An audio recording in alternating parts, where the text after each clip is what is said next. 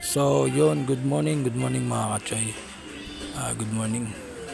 Maulan pa rin dito ngayon ay titingnan natin yung baboy na nagkasakit.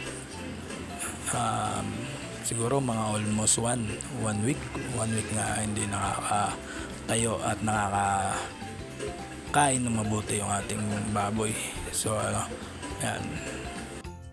Yon mga kachoy, yan tanim natin din yan na manig mga kachoy. Siguro mga 2 months pwede na yan.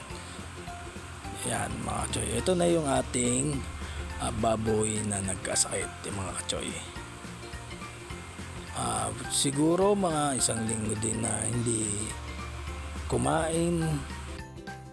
Kung kumain man mga kachoy ay sinusubuan na natin ang pagkain kahit pa paano, tsaka tubig, tsaka yung multivitamins ang pinapainom natin everyday para kahit paano ay ma-boost yung kanyang immune system.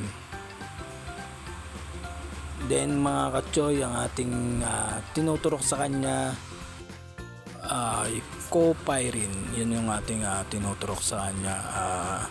Bali 3 times a day, every 6 hours, 3 ml.